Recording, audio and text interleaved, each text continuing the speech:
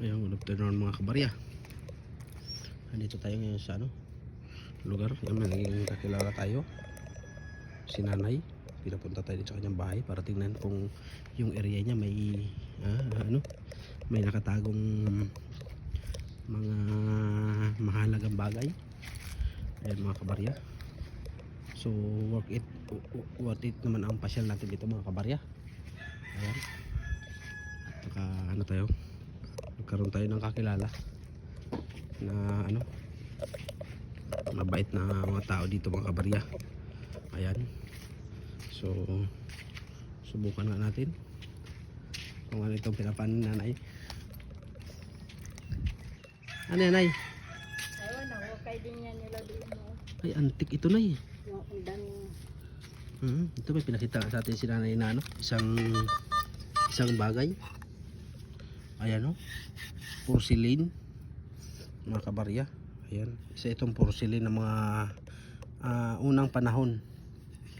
Ito ay porcelain ng mga Chinese to, nanay. Mga sinaunang ito, sayang nabasag ito talagang pagkuha nila nabasag na. Oo, basag. Marami silang nakukay din. So bali sa lugar na ito, hindi ko na mabanggitin kung saang area dito. Ayan, nakuha ito nila noon mga kabarya.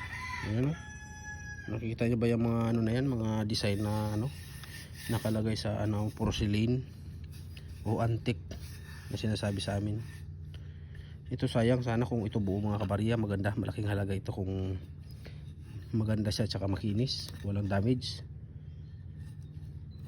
Mabibili ito sa magandang presyo. Kaso nga basag na siya.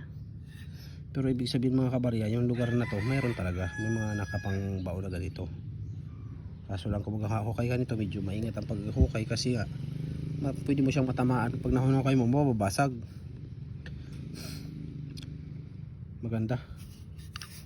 So magkwentuhan kami ni nanay, baka sakaling ipagkaloob niya sa atin na tayo magtulong sa dito, maghanap ng mga bagay nito. Ayan mga kabarya, sana pagpalain kami at makatagpo kung sakaling hanapin natin itong mga bagay na to. Baka may mga kasama pa itong mga mga mahalagang bagay na nakabaon, di ba, nay? Ayan mga kabarya, isang original porcelain. Mahal sana ito, nay, kung hindi ito nabasag. Ayan. So magandang tanghali mga kabarya. Antabay sa mga next video natin, mga next vlog natin mga kabarya.